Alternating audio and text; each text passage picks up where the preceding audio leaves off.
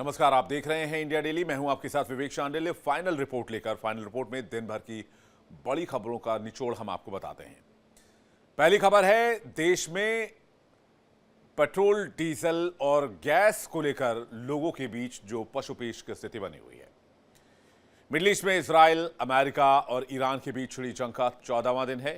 युद्ध की इस आग ने न केवल वैश्विक व्यापार को प्रभावित किया है, बल्कि भारत के आम जनमानस में भी चिंता की लहर पैदा कर दी है। शहरों से लेकर गांव तक गैस सिलेंडर्स और पेट्रोल पंप पर लोगों की लंबी कतार है। तो क्या वाकई भारत में कोई ईंधन का संकट है? पेट्रोलियम मंत्रालय ने क्या जवाब दिया है? आइए देखते हैं एक स्पेशल रिपोर्ट।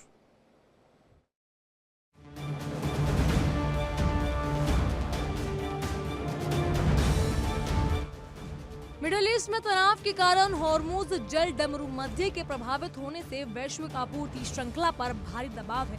इसी के चलते भारत के कई शहरों में लोग पैनिक बाइंग करते दिख रहे हैं। मुंबई, बेंगलुरु, प्रयागराज जैसे कई इलाकों में गैस एजेंसियों के बाहर सुबह से ही लोगों की लंबी कतारें देखी गई है, जिससे स्थिति और भी संवेदनशील हो गई है। भाई साहब, अपने यहाँ तो देखो सिलेंडर की बहुत किल्लत हो गई है 2-3 दिनों से, और सिलेंडर तो मिल ही नहीं रहे हैं, बुक करने पर भी नहीं मिल रहे हैं, और धंधा पानी भी ऐसे ही चल रहा है। जितना सिलेंडर अपने पास है, गैस है, उतनी बचत में अपना काम चल रहा है। आज 1-2 दिन के लिए और है, और बाकी फिर ऐसा ही है कि लकड़ियों की व्यवस्था करनी पड़ेगी। समस्या ये है कि बगैर बुकिंग के नहीं मिल रहे, तो जबकि सिलेंडर बुक हो ही नहीं रहा। हम 4 दिन से परेशान हैं, सिलेंडर बुक नहीं हो रहा। हम दुकान में अपनी कोयला की भट्टी से काम चला रहे, लकड़ी तलाश रहे, लकड़ी भी नहीं मिल रही कहीं।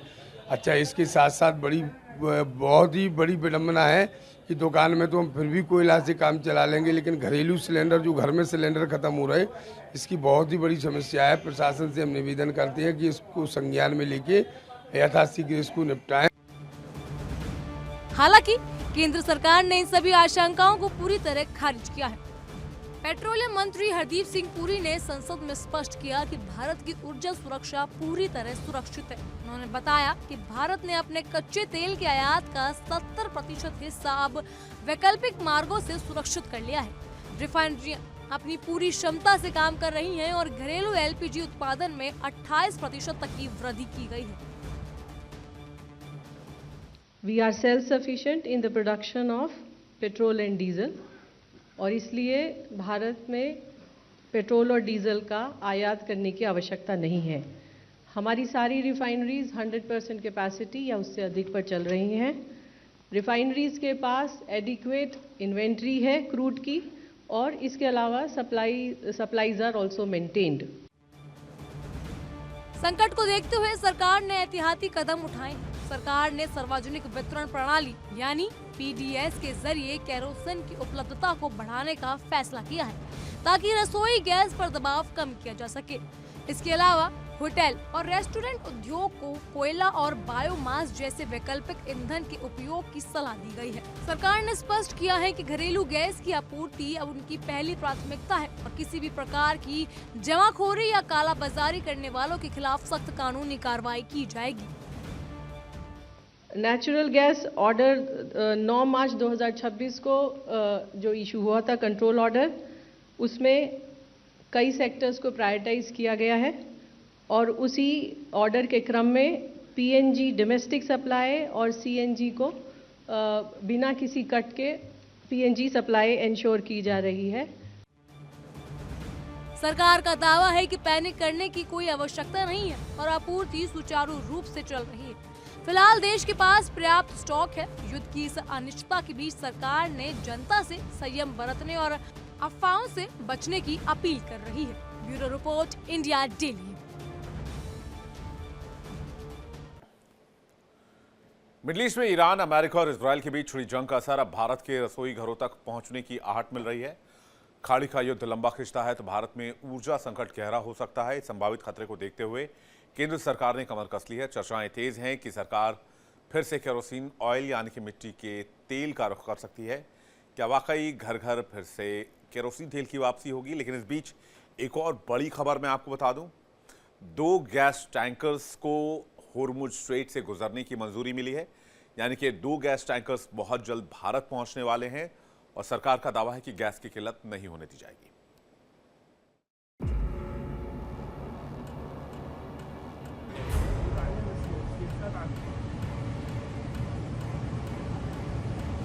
मिडिल ईस्ट के आसमानों में मंडरा रहे युद्ध के बादलों ने भारत की चिंताएं बढ़ा दी है। ईरान और इजराइल अमेरिका के बीच जारी संघर्ष के कारण वैश्विक ऊर्जा बाजार में अनिश्चितता पैदा हो गई।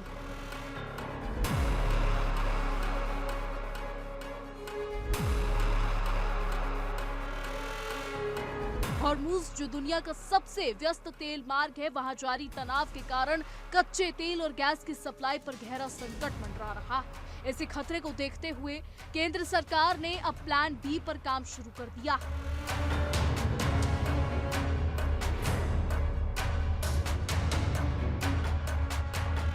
सूत्रों के मुताबिक सरकार ने केरोसिन ऑयल को बैकअप फ्यूल के तौर पर इस्तेमाल करने की योजना पर मंथन शुरू कर दिया।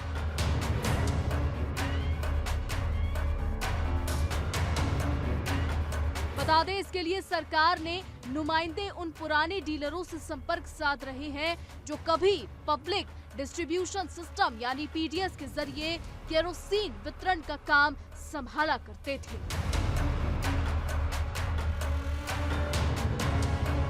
देखो, हम तो केरोसिन ऑयल स्टॉकिस्ट थे। 2014 के बाद सरकार ने आहिस्ता आहिस्ता केरोसिन बंद कर दिया था और लोगों को घर घर जाके सिलेंडर दिया, और जिसके कारण इन्होंने केरोसिन एजेंसियाँ टोटल बंद कर दी और उस पर जो सब्सिडी दे रहे थे उसको ख़त्म करने के लिए उन्होंने पूरा ही केरोसिन से इन्होंने गैस पे लेके आ गए।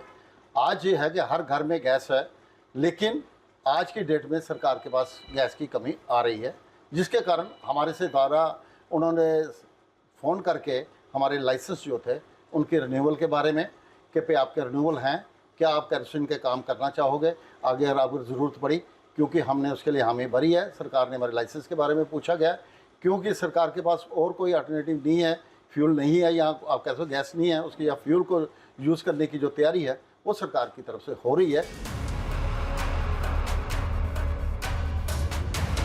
सरकार का मानना है कि अगर एलपीजी यानी रसोई गैस की अंतर्राष्ट्रीय सप्लाई चेन बाधित होती है तो केरोसिन ही वो विकल्प है जिसे देश के दूर दराज और ग्रामीण इलाकों में तुरंत बहाल किया जा सकता है।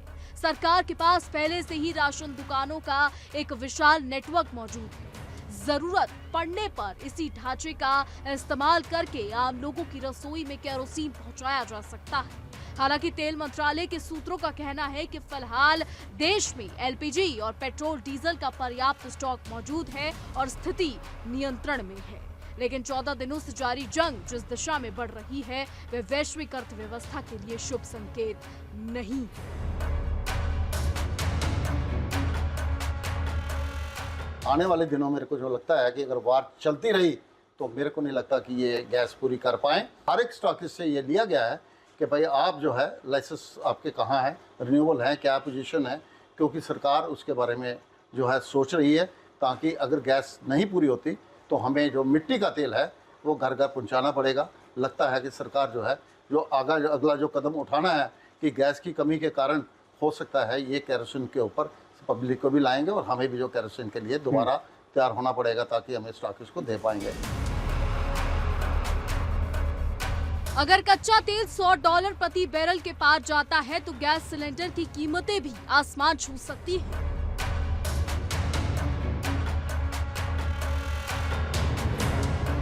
ऐसी स्थिति में सरकार आम आदमी को राहत देने के लिए केरोसिन पर सब्सिडी या वितरण बढ़ाने का फैसला ले सकती है।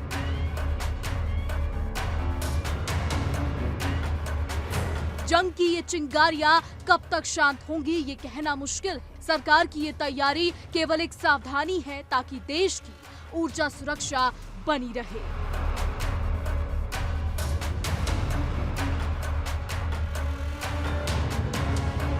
लेकिन क्या वाकई दुनिया एक बार फिर पुराने दौर की ओर बढ़ रही है?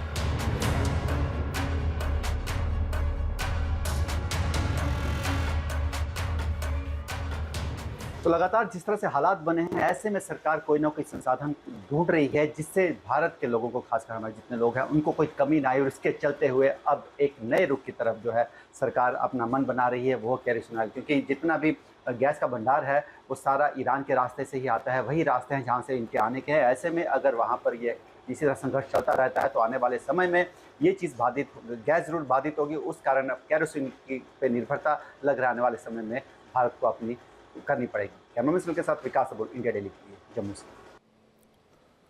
यूपी की राजधानी लखनऊ की यातायात व्यवस्था अब और भी सुगम और आधुनिक होने जा रही है। आज मुख्यमंत्री योगी आदित्यनाथ और रक्षा मंत्री राजनाथ सिंह ने लखनऊ में महत्वाकांक्षी ग्रीन कॉरिडोर परियोजना के दूसरे चरण का लोकार्पण किया। इस परियोजना के साथ ही शहर की कनेक्टिविटी को नई रफ्तार मिली है। एक रिपोर्ट देखते हैं।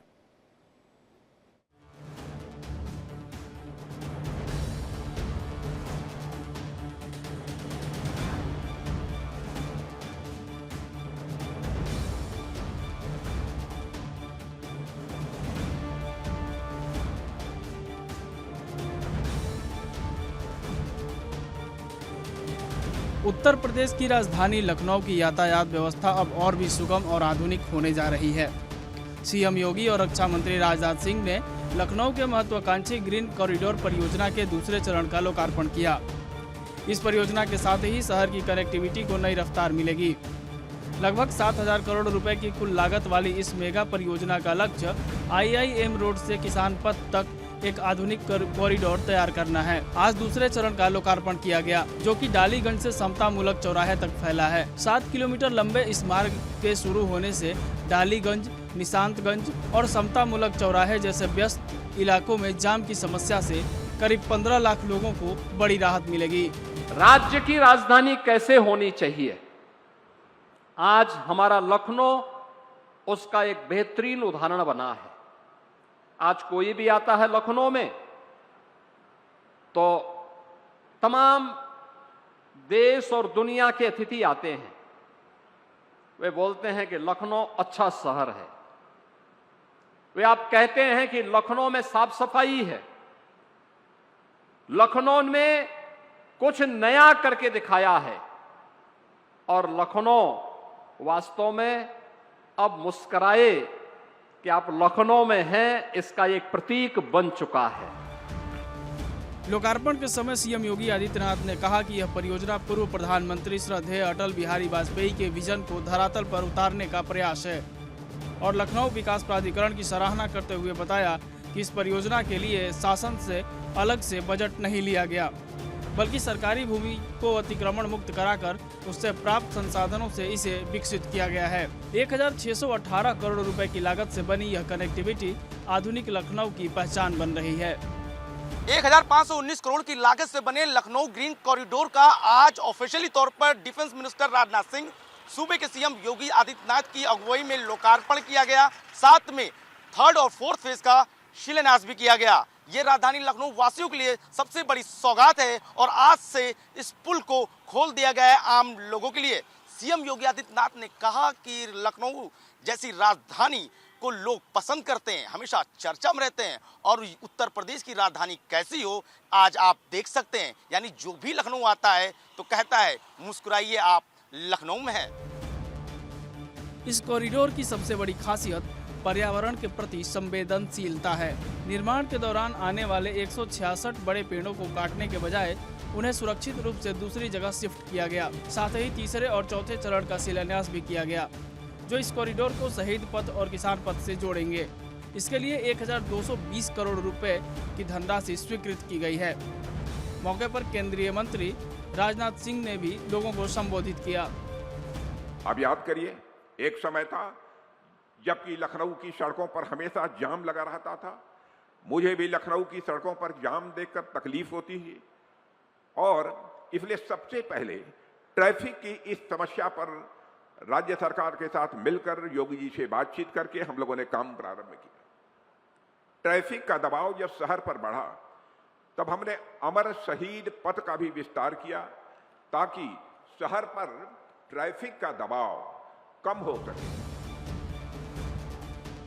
ये ग्रीन कॉरिडोर न केवल यातायात को रफ्तार देगा, बल्कि गोमती नदी के किनारे के सौंदर्यीकरण और निवेश की नई संभावनाओं को भी जन्म देगा।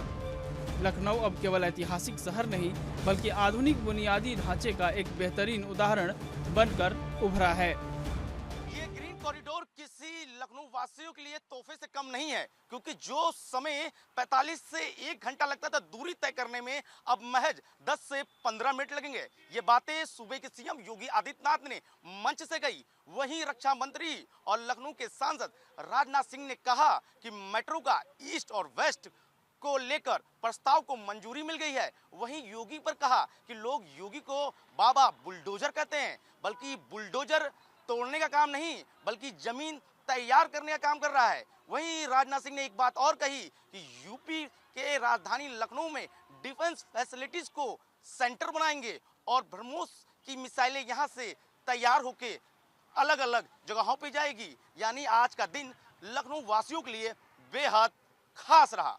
वीडियो जर्नलिस्ट सर्वजीत सिंह के साथ अनुज कुमार, इंडिया डेली, लखनऊ।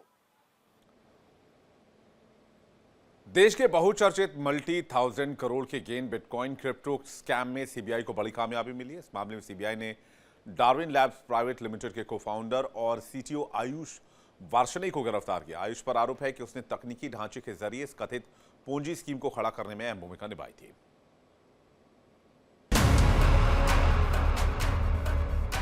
देश के सबसे बड़े क्रिप्टो फ्रॉड मामलों में शामिल गेन बिटकॉइन स्कैम में सीबीआई ने बड़ी कार्रवाई करते हुए आरोपी आयुष वार्ष्णेय को गिरफ्तार कर लिया है। सीबीआई के मुताबिक Ayush Varshney Darwin Labs Private Limited का को-फाउंडर और चीफ टेक्नोलॉजी ऑफिसर है और इस पूरे घोटाले के टेक्निकल इंफ्रास्ट्रक्चर को तैयार करने में उसकी अहम भूमिका सामने आई है। जांच एजेंसियों के अनुसार गेन बिटकॉइन नाम की इस पॉन्जी स्कीम के जरिए लोगों को बिटकॉइन में निवेश कर भारी मुनाफा कमाने का लालच दिया गया और जब एक बार लोग इन जालसाजों के जाल में फंस गए तो हजारों लोगों ने करोड़ों रुपए इस पॉन्जी स्कीम में लगा दिए। जांच एजेंसी के मुताबिक गेन बिटकॉइन नाम की कथित पॉन्जी स्कीम के जरिए निवेशकों को क्रिप्टो करेंसी में निवेश के नाम पर भारी मुनाफे का लालच दिया गया था।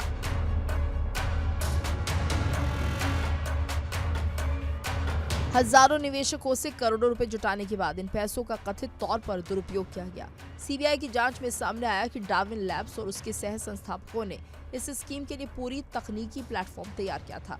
इसमें gb-.com नाम का bitcoin mining pool, bitcoin payment gateway और निवेशकों के लिए बनाई गई वेबसाइट भी शामिल थी।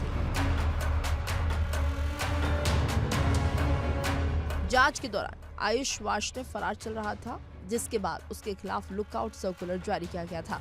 9 मार्च को मुंबई एयरपोर्ट पर जब वो देश छोड़कर भागने की कोशिश कर रहा था, तभी इमिग्रेशन अधिकारियों ने उसे पकड़ लिया और बाद में सीबीआई के हवाले कर दिया। सीबीआई ने 10 मार्च को औपचारिक रूप से आरोपी को गिरफ्तार किया। कई धाराओं में आरोपी के खिलाफ केस दर्ज किया गया। दरअसल सुप्रीम कोर्ट के आदेश के बाद देश भर में दर्ज गेन बिटकॉइन स्कैम से जुड़े मामलों की जांच सीबीआई को सौंपी गई थी, जिसके बाद एजेंसी इस पूरे नेटवर्क की परतें खोलने में जुटी है। सीबीआई के मुताबिक इस मामले की जांच अभी जारी है और इस घोटाले में शामिल और आरोपियों की भूमिका भी खंगाली जा रही है। जांच एजेंसियों की बात माने तो जालसाजों ने इन करोड़ों रुपए का न सिर्फ अपनी निजी फायदे के लिए इस्तेमाल किया, बल्कि कथित तौर पर इस पैसे का दुरुपयोग भी किया। दिल्ली के आउटर डिस्ट्रिक्ट में संगठित अपराध के खिलाफ पुलिस का बड़ा एक्शन देखने को मिला। सिर्फ 24 घंटे के अंदर पुलिस ने अवैध शराब और जुए के अड्डों पर ताबड़तोड़ कार्रवाई करते हुए 24 लोगों को गिरफ्तार किया। इनमें 3 महिलाएं भी हैं। पुलिस ने जुए के अड्डों से करीब 69,000 रुपए नकद और अवैध शराब की हजारों बोतलें भी बरामद की हैं। दिल्ली पुलिस की आउटर डिस्ट्रिक्ट टीम ने संगठित अपराध के खिलाफ बड़ा अभियान चलाया है। डीसीपी विक्रम सिंह के निर्देश पर इलाके में स्पेशल ड्राइव चलाकर जुआ और अवैध शराब के धंधे पर शिकंजा कसा गया। इस अभियान के दौरान पुलिस ने जुए के अड्डों पर छापेमारी कर 15 लोगों को गिरफ्तार किया और उनके कब्जे से करीब 70,000 रुपए नकद और जुए का सामान बरामद किया।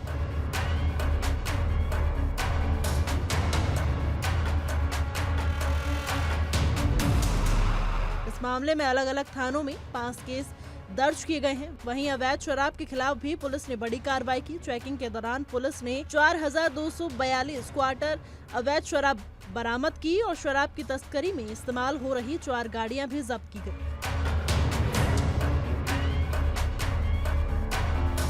इस मामले में दिल्ली एक्साइज एक्ट के तहत 6 केस दर्ज कर 9 लोगों को गिरफ्तार किया गया, जिसमें 3 महिलाएं भी शामिल हैं। पुलिस के मुताबिक कुछ आरोपी बिना परमिट के शराब की सप्लाई और बिक्री कर रहे थे। अब पुलिस से पता लगाने में जुटी है कि अवैध शराब कहां से आ रही थी और जुए के इस नेटवर्क के पीछे कौन कौन लोग शामिल हैं। पुलिस का कहना है कि आउटर डिस्ट्रिक्ट में संगठित अपराध के खिलाफ यह अभियान आगे भी जारी रहेगा। साथ ही लोगों से अपील की गई है कि इलाके में किसी भी तरह की संदिग्ध गतिविधि की जानकारी तुरंत पुलिस हेल्पलाइन पर दें। इंडिया डेली के लिए दिल्ली से पंकज रॉय की रिपोर्ट। दिल्ली के आउटर डिस्ट्रिक्ट पुलिस ने संगठित अपराध के खिलाफ कड़ी कार्रवाई की है। महज 24 घंटे में विशेष अभियान के तहत पुलिस ने जुआ और अवैध शराब के खिलाफ 11 मामले दर्ज किए। इस दौरान 3 महिलाओं समेत कुल 24 लोगों को गिरफ्तार किया गया। पुलिस ने जुए में इस्तेमाल होने वाली 68,840 रुपए की नकदी बरामद और वहीं उसके साथ एक्साइज एक्ट के तहत 4,000 से ज़्यादा शराब क्वार्टर भी तस्करी में इस्तेमाल हो रहे, उसके साथ 4 गाड़ियां भी जब्त किया। पुलिस अब अवैध शराब के नेटवर्क और जुआ गिरोह के स्रोतों का पता लगाने में जुटी हुई है। कैमरामैन रविंदर के साथ मैं पंकज राय, इंडिया डेली, दिल्ली। मार्च की शुरुआत में ही मध्य प्रदेश में गर्मी ने अपने तेवर दिखाने शुरू कर दिए हैं। प्रदेश के कई शहरों में तापमान तेजी से बढ़ रहा है और लू जैसे हालात बनने लगे हैं। मौसम विभाग ने आने वाले दिनों में तापमान और बढ़ने की चेतावनी दी है। सबसे ज्यादा असर बुंदेलखंड, मालवा और ग्वालियर चंबल इलाके में देखने को मिल रहा है।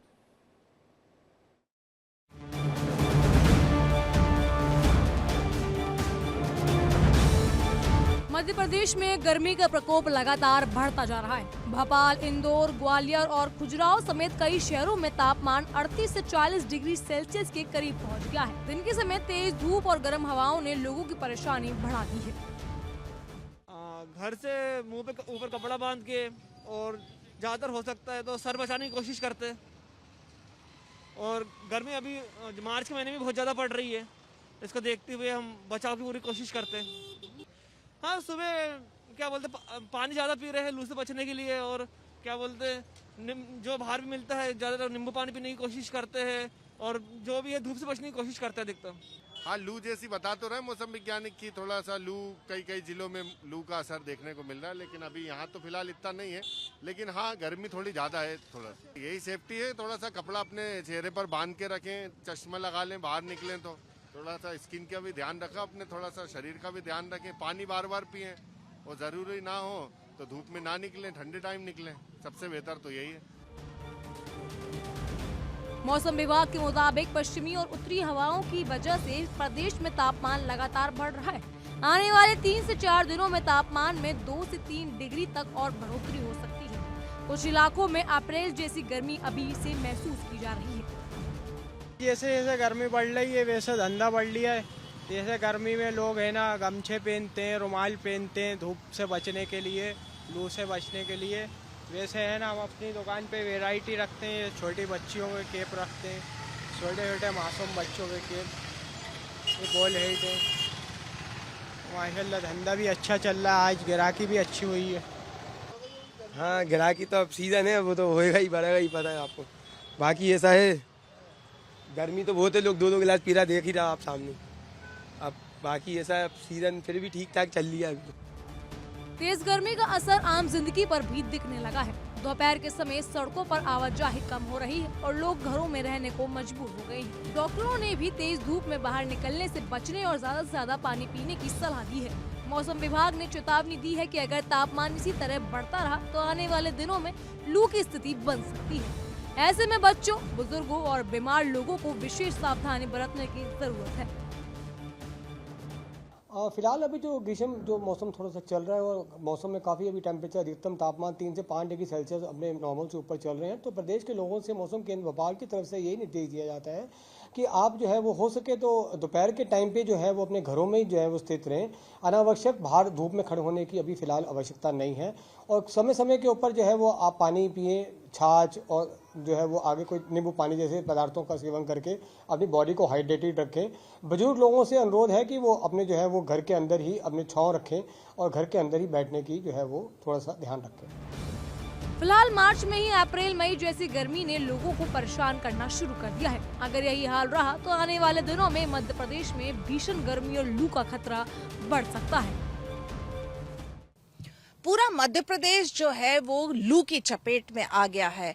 10 से ज्यादा शहरों में 38 डिग्री से ज्यादा जो है वो टेम्परेचर है और लोग जो हैं इस हीट वेव से त्रस्त है। इंडिया डेली के लिए भोपाल से कैमरामैन ओबेस के साथ मुक्ता पाठक।